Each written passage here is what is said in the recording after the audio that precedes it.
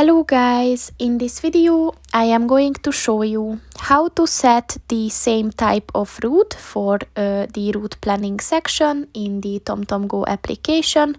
But first I just want to mention, don't forget to subscribe to my channel, because at 10,000 subscribers I am going to show you my whole YouTube revenue statistics and growth strategy, as well as how to make money online. Let's jump into it.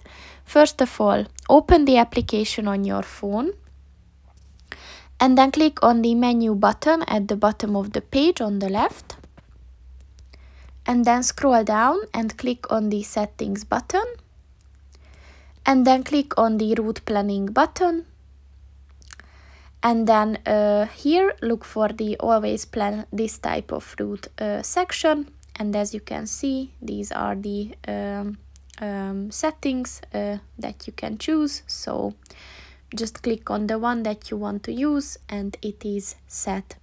So that's pretty much it for this video, guys. See you in the next one. Goodbye.